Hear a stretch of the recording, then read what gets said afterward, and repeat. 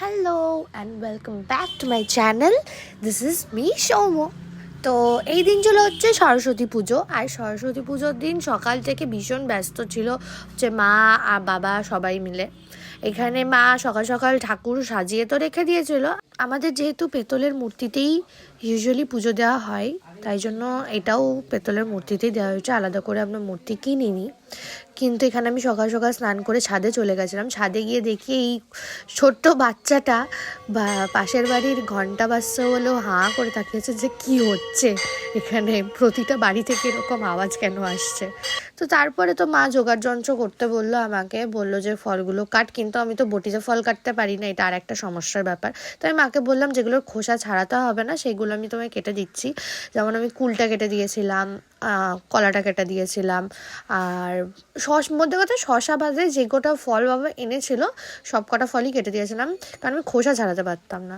তারপরে মা বললো একটু আলপনা দিয়ে দে, আলপনা দিলাম। তারপরে চলে এলো ঠাকুরমশাই। মা এত জোগাড় যন্ত্র করেছিল একা হাতে, মানে সত্যি কথা বলতে গিয়ে নৈবেদ্য আর ওই কাটা ফল গুলোই আমার করা, আর ফুলগুলো আমি ছাড়িয়ে রেখেছিলাম। বাকি রান্না, লুচি, তরকারি তো নয়, লুচি, পায়েস, চাটনি সব কিছু আমার মায়ের করা।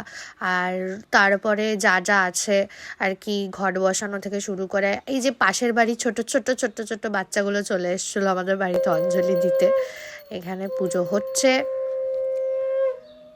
তারপরে তোমাদেরা যেহেতু আগেও জানো যে আমার মা গান শেখান, আমার মা একজন গানের টিচার, তো এখানে আমার মায়ের তানপুরাতে ফুল দেওয়া হচ্ছিলো আর আমার পায়ের ঘুঙুরে ফুল দেওয়া হচ্ছিলো।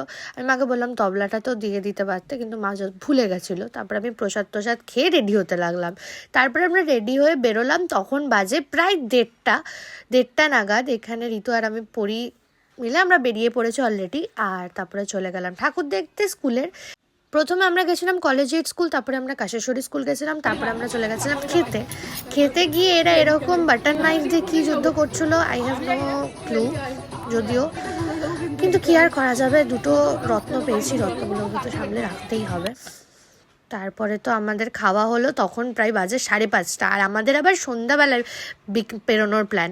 তা আমি ভাবছি যে আর এই মেয়েটার খেতে এত টাইম লাগে, আমি আর ঋতু রীতিমতো বসে আছি আধা ঘন্টা ধরে।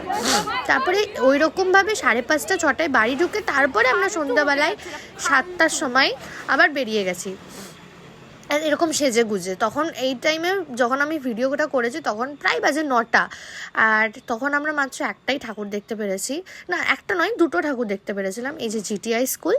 আর এখানের সত্যি প্রতি বছর খুব সুন্দর সুন্দর আর্টস করে, কিন্তু এই বছর কি হয়েছিল আমি ওদের জানি না, তো ওই জন্য এটা বানিয়েছিল। যেখানে আমার পার্সোনালি মনে হয় যে ওয়েস্ট বেঙ্গলের মতো হয়নি, কিন্তু যাই হোক খুব সুন্দর।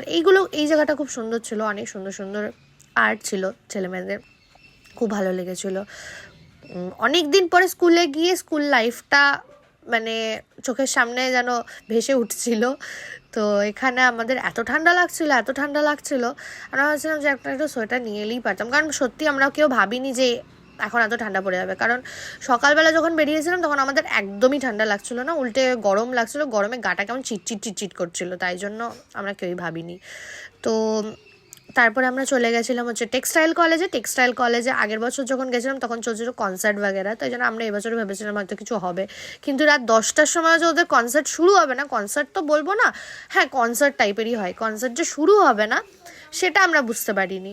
কিন্তু যাই হোক ঠাকুর দেখে তখন তো 10টা বাজে অলরেডি, তখন আর বাড়িতে ফিরতে হবে, কারণ এটা দুর্গাপুজো নয়, আর শীতে যাচ্ছি, বাড়ি থেকে অলরেডি ফোন আসা শুরু হয়ে গেছে, আমরা খেতেও যাইনি, আমরা সোজা হাসতে হি হা কি করতে তারপরে আমরা বাড়ি চলে এসেছি।